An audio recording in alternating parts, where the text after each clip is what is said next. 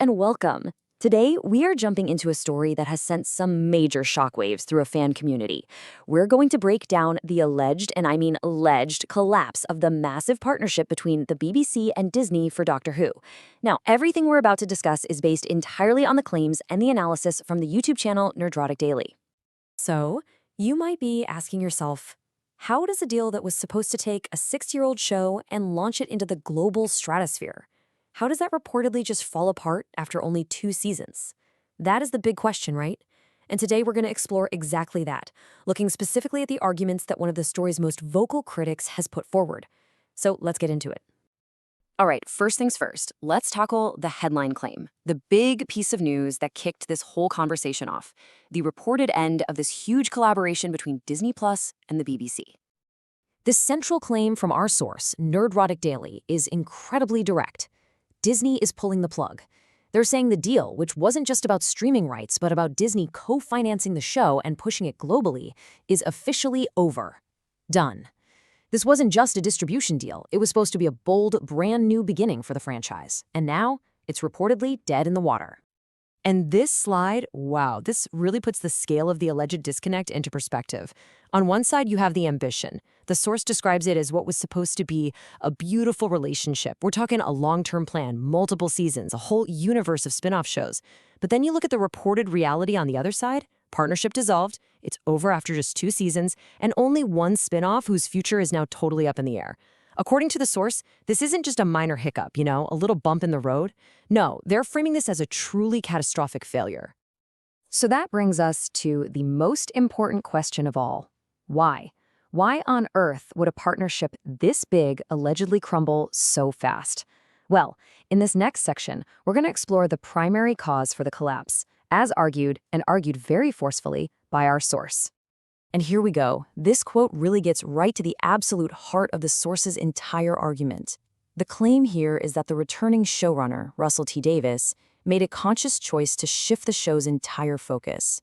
The argument is that instead of trying to make a show with broad, universal appeal, he instead chose to use Disney's massive funding to create a platform for specific ideas, which, they claim, ended up alienating a huge chunk of the potential audience. Let's break this critique down a little bit further, because there are a few layers here. First, the source claims the show became, and this is their phrase, too progressive for Disney. Now, just think about that for a second. That's a pretty high bar to clear. Then there's the argument that the message was consistently prioritized over just good old-fashioned entertainment and storytelling. And this wasn't an accident, according to the source. They allege this was an intentional strategy, almost a way to give a middle finger to certain fans. So the absolute core of this analysis is that the show made an active pivot away from trying to be for everyone. Now, according to the source, this didn't just happen in a vacuum. The issues that led to this moment, they say, can be traced back through several really key turning points in the show's recent history.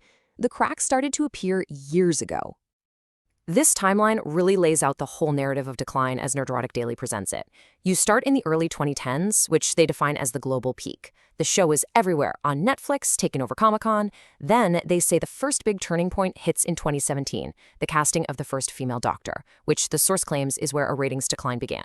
Then in 2020, we get the timeless children's storyline, a massive change to the show's lore that we'll talk about in a second. And all of this leads to the Disney partnership in 2023, which was seen as this potential savior. But according to this timeline, it all comes crashing down just 2 years later. So what exactly was the Timeless Children? Well, buckle up. It was this huge, continuity-shattering episode.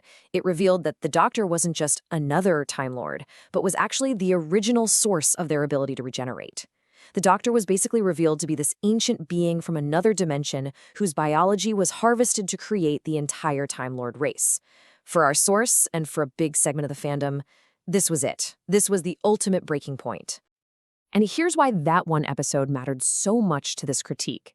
The source argues that for decades, the absolute central appeal of the character was the mystery baked right into the show's title, Doctor Who. The whole point was that we didn't know the Doctor's true origin. It was this beautiful, endless question. By providing this definitive, concrete origin story, what's known as a huge retcon or retroactive change, they claim the writers answered the one question that should never have been answered, and in doing so, they fundamentally broke the character. And that brings us right up to today. Because even with a celebrated showrunner from the show's glory days coming back, our source contends that the deep, fundamental problems were not fixed. In fact, they argue things only got worse. A lot worse.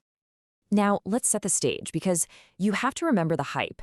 When it was announced that Russell T Davies, the man who brought the show back from the dead in 2005 and made it a global smash hit, was returning, and he was bringing fan-favorite actor David Tennant with him, there was this massive surge of optimism. So many fans saw this as the ultimate course correction, a sign that the show was finally getting back on track. But according to the source, all that hope pretty much evaporated the second the new episodes aired. Their critique of this newest era is severe. They claim the new Doctor's portrayal just alienated viewers. They say the ratings failed to get that big bounce back everyone was hoping for.